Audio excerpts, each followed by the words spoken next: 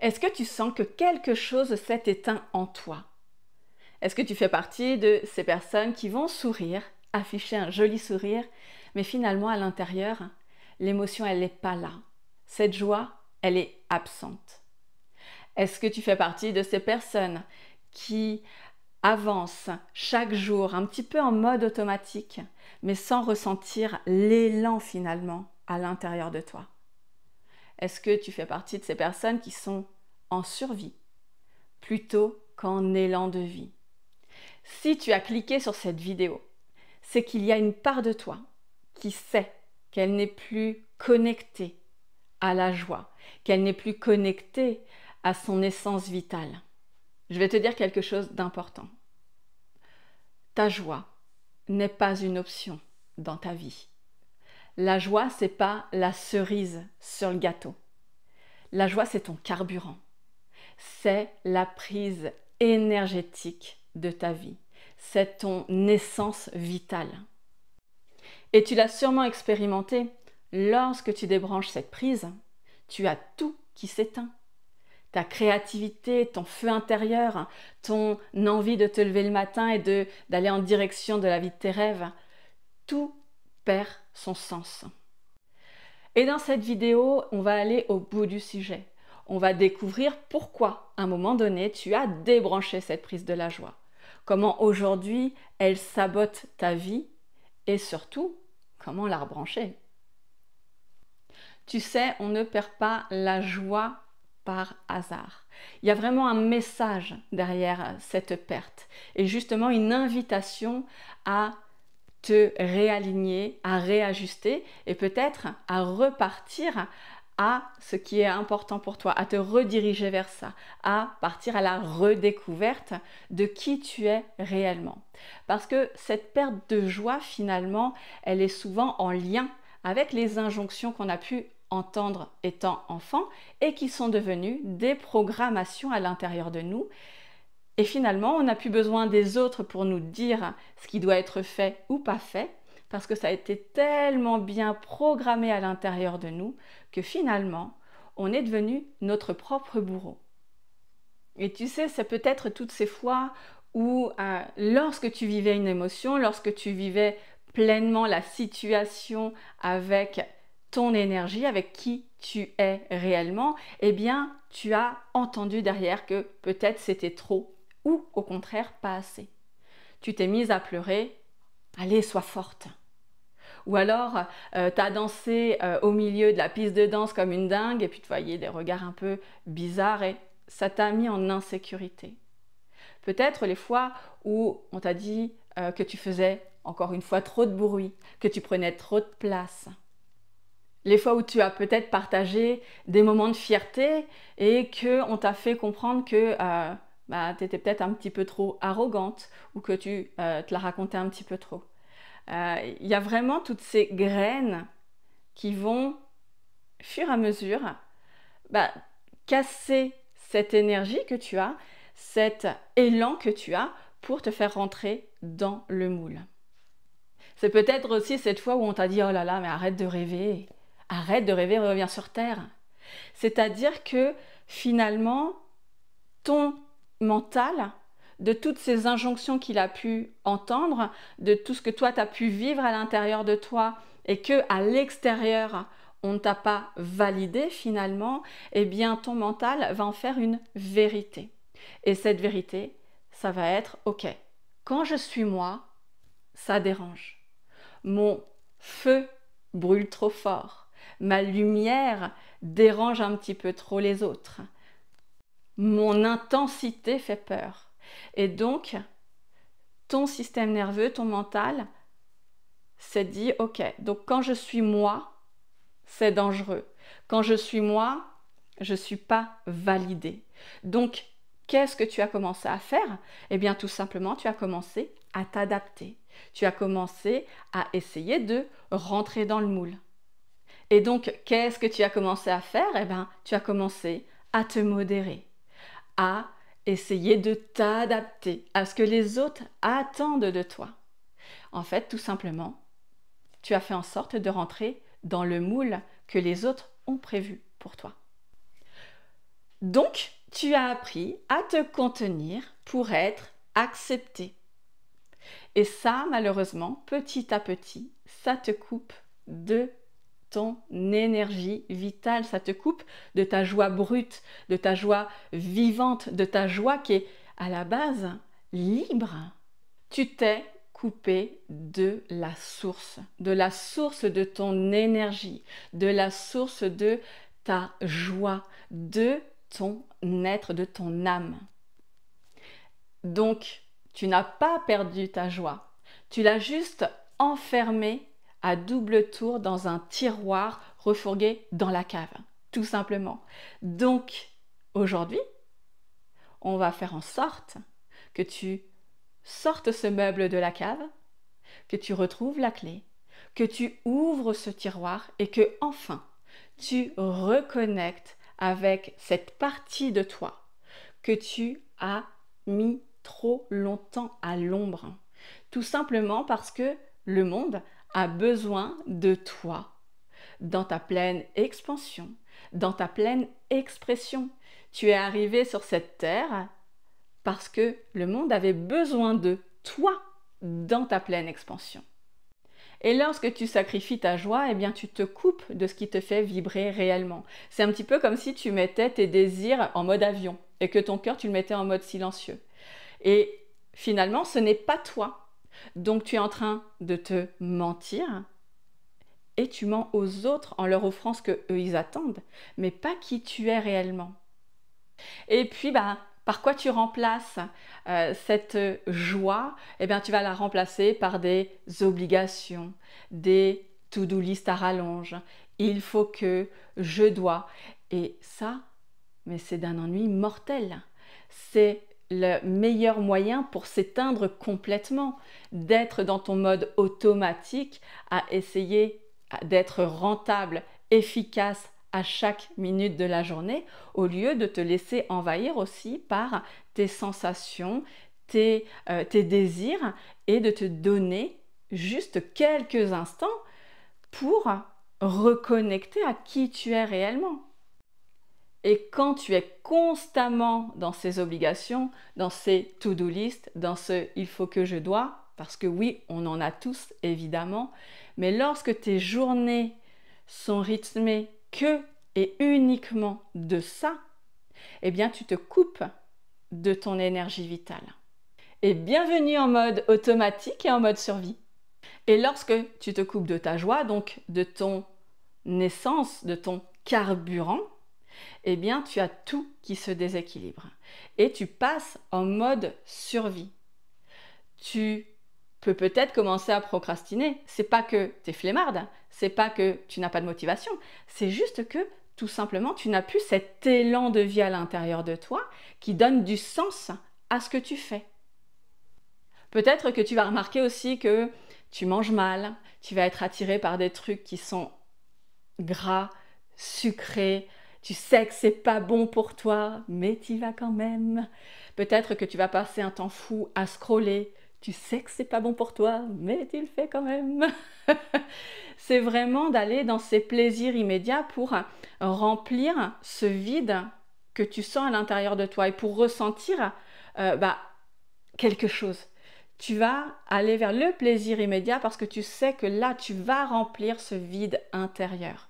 Tu peux aussi faire partie de ces personnes qui vont se comparer constamment, comparer aux autres, que ce soit physiquement, que ce soit ta vie en général, que ce soit au boulot, que ce soit des compétences.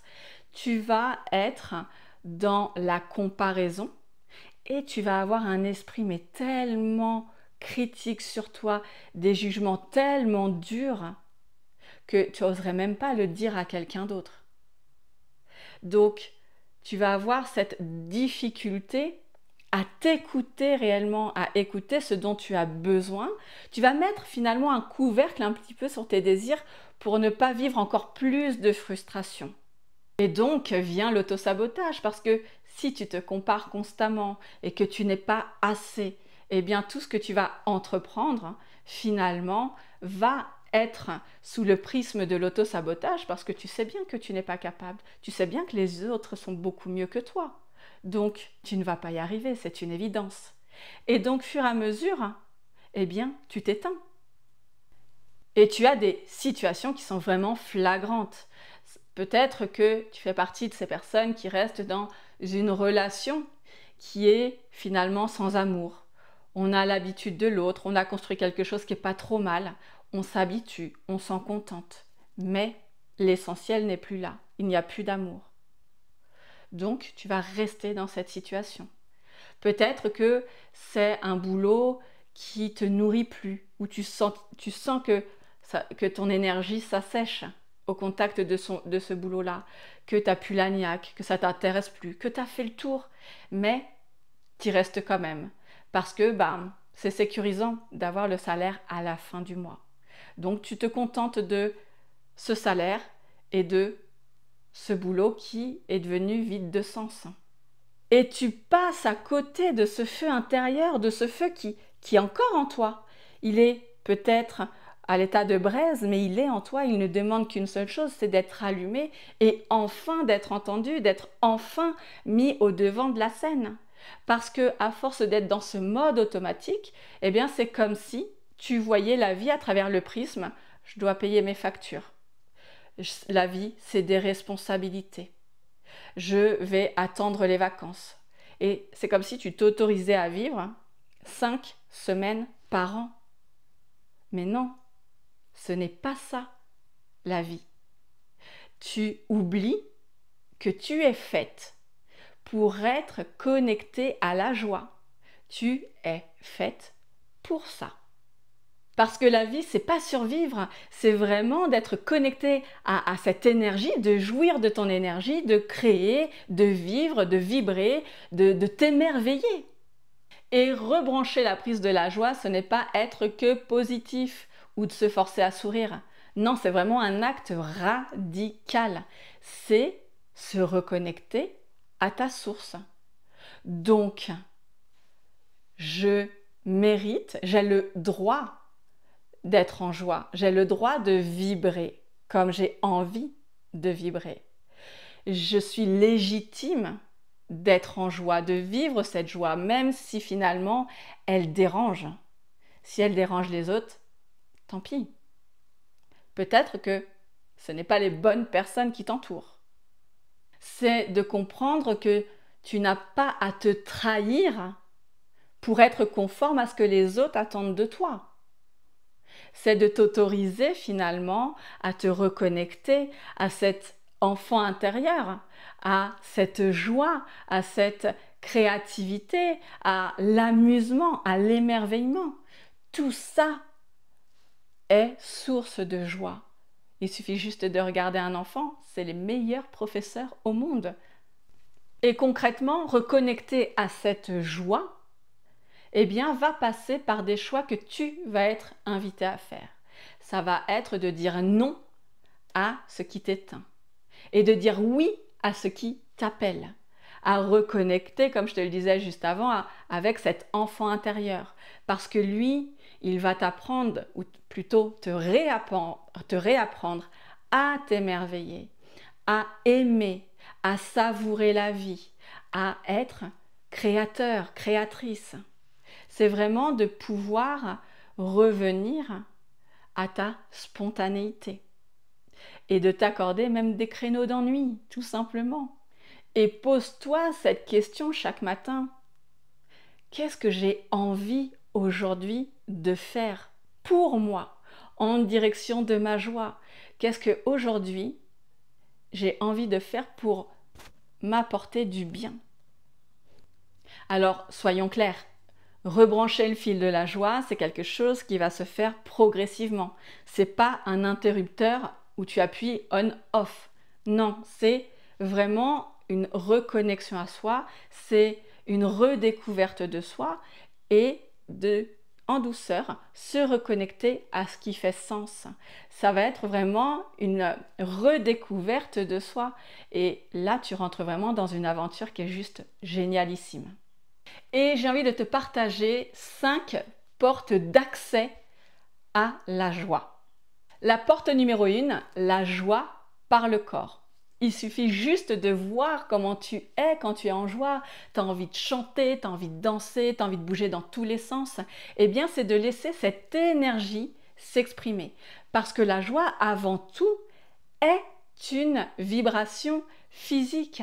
Il suffit vraiment de regarder les enfants, encore une fois, et même toi, quand tu ressens de la joie, tu as une énergie à déplacer des montagnes. Donc, tu l'auras compris, eh bien, bouge, saute, danse et laisse cette énergie vibrer et surtout s'exprimer pleinement sans lui mettre de limites, sans lui mettre de barrières. Parce que tu en as tellement mis que maintenant, c'est de lui laisser la place de s'exprimer pleinement à travers ton corps, à travers les ressentis que tu as à l'intérieur de toi. Ne te bride plus, ne mets pas de limites et tu verras à quel point tu vas être une invitation pour les autres à exprimer leur propre joie. La porte d'accès numéro 2, la joie par la création. Encore une fois, crée, dessine, peint, chante, fais de la musique, mais sans objectif, sans qu'il n'y ait derrière une volonté d'être efficace, de bien faire.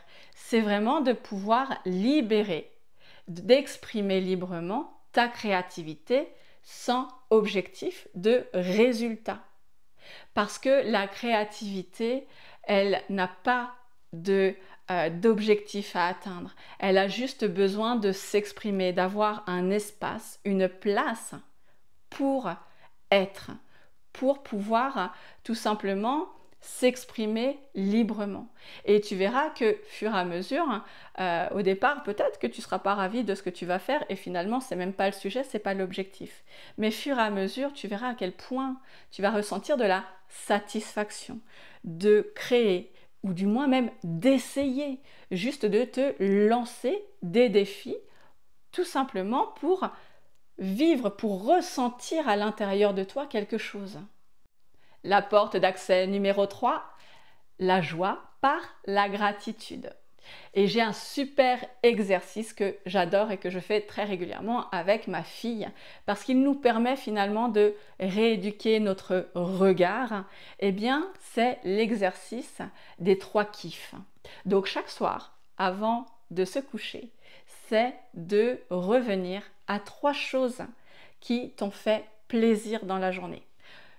Et t'es pas obligé d'avoir vécu des trucs de ouf. Ça peut être, je sais pas, j'ai mangé une glace, j'étais tellement contente de manger une glace. C'était un kiff. T'as croisé une copine que t'as pas vue depuis super longtemps. Ah, j'étais tellement contente de pouvoir parler avec elle 5 minutes. C'est vraiment de pouvoir revenir à des choses simples et de les considérer. De voir quelle joie tu as ressenti à ce moment-là, quel plaisir, vraiment cette connexion au plaisir tu as eu. Le kiff, quoi, tout simplement. Et on n'est pas obligé que ce soit des trucs de dingue. C'est vraiment pour rééduquer notre regard au plaisir simple de la vie. Parce qu'on en oublie souvent l'essentiel aujourd'hui. On voit dans les réseaux sociaux toutes ces personnes qui vont voyager constamment, qui vont montrer beaucoup de luxe, etc. Et finalement, on en oublie que l'essentiel, on l'a peut-être déjà. Et que sans se contenter uniquement de ce qui est déjà là, c'est déjà de le savourer. Tout en allant encore vers l'expansion.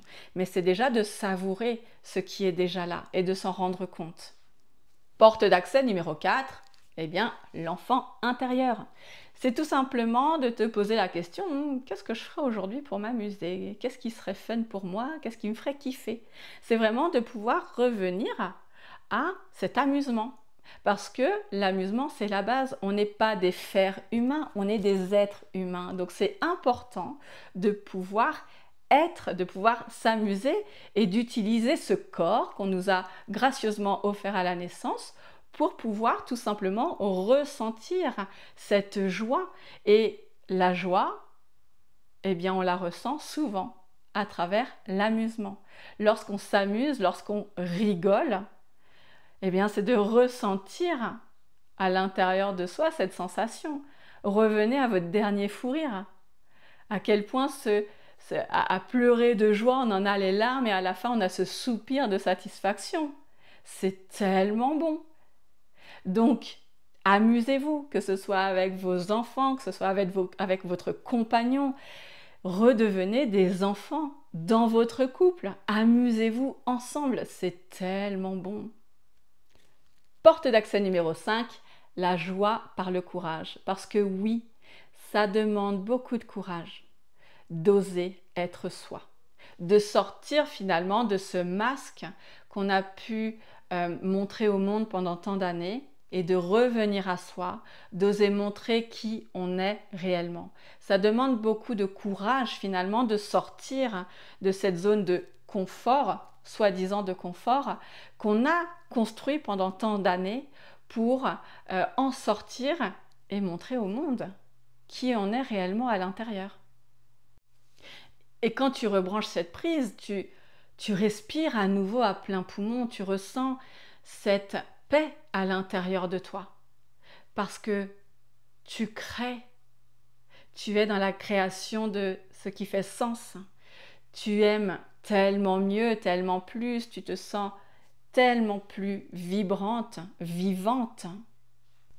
Et lorsque tu vis et que tu incarnes cette joie, eh bien, tu as un super pouvoir.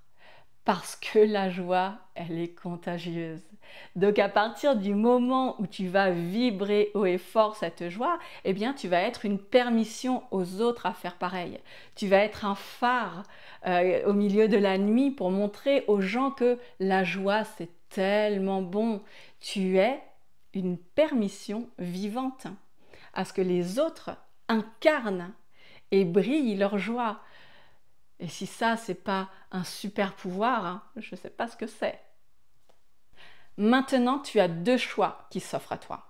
Soit tu continues, comme maintenant, comme aujourd'hui, à être débranché, à avancer en mode survie, et donc finalement à t'éteindre de plus en plus, ou soit tu décides de façon consciente de rebrancher cette prise de la joie et de te diriger vers la vie de tes désirs, vers la vie qui te fait sens et d'être, à travers ce choix-là, une invitation aux autres à reconnecter et à rebrancher la prise de la joie. Et n'oublie jamais que ta joie est sacrée, que c'est un super pouvoir qui est extrêmement contagieux. Et si cette vidéo t'a parlé, surtout, partage-la. Il est important que nous tous, chaque jour, nous semions des graines pour que ce monde puisse se reconnecter à cette joie qui est tellement vitale. Et si tu souhaites aller plus loin et découvrir des pratiques pour rallumer la flamme, cette joie, eh bien, je te laisse en descriptif toutes les informations. Et surtout, abonne-toi pour avoir d'autres vidéos qui font du bien à ton